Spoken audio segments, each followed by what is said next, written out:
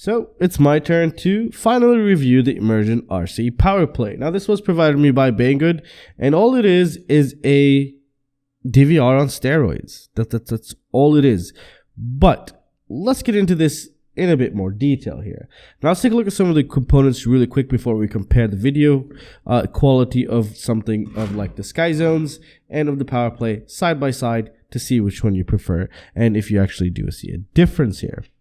Now they provide you with the cables you need, which are really nice. They split off the power because this could act as a battery, but the current batteries in here are absolute trash, especially when it's like right now it's winter, so we have like 0 degrees Celsius and 1 degree Celsius. When I plug in the any goggle, the whole thing shuts off with that. But that's not because of this, it's because of the batteries. So I'm gonna go bring my X-Lite batteries and probably stick them in here. Even those are cheap too, the ones that I have. But anyways, first thing you want to do obviously is replace the batteries. That's if you bought it. Another thing, if you have a SkyZone OLED which you are planning on connecting it to like I was, you're gonna have a little problem with the wire here. The power, if you are going to be taking power from this guy to your SkyZone here, the power and the AV are really far apart, so they're not gonna fit here unless you do some surgery to the wires. Then you'll be able to do that. So you have this really nice small wire here. And then we also have a longer wire, which is not a full meter. It's around maybe 80 centimeters here. So keep that in mind. It's not really that long. I use my own different cable just for the AV out on the Sky Zones here. Now, let's put this to the side. Let's see how we would use this. Now, first of all, it charges via USB-C, by the way. So that's really nice. However, it does not have USB-C HDMI functions currently because I just plugged it into a couple of USB-C screens that I have. Nothing registered, so I'm guessing a high probability that it won't have some sort of HDMI output through USB-C, but I could be wrong, and I wish I am wrong, because then this would be absolutely insane for 90 bucks.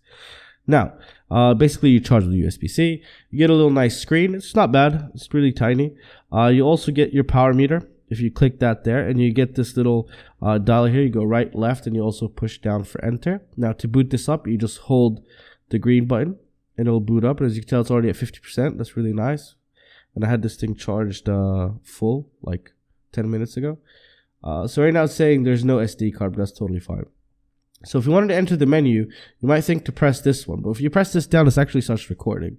So you want to press the green one again, just one click, and you can access the menu. The menu is really simple. There's really nothing in here other than playback, record, and for record you could change it to auto loop, manual loop, and stuff like that. I have it to auto, so as soon as you power it up, it just starts recording. Format SD card and playback, obviously. If we go to back, we press the green one to go back up here, switch over, go down, and just a couple more basic settings. That's all it is. It doesn't do anything else. It just records. Yeah, that's the internals here. Now let's start comparing the video footage. So for the video footage, it really does make a difference. The DVR is noticeably much smoother, higher frame rate, and even more detail is being recorded with much higher frame rate, which is actually insane. I never thought you'd be able to see a DVR recording this nice.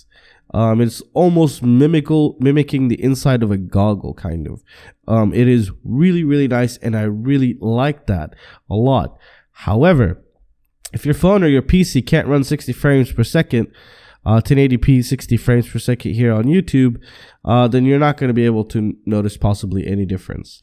Maybe just a slight quality improvement. But if you have a 60 frames per second screen, whether it's on your phone or on your PC, you will see the insane smoothness with the insane detail on every pole I pass, which is out of this world. And I'm going to let you guys watch the rest of the video. There's nothing else to say. It's a really great DVR.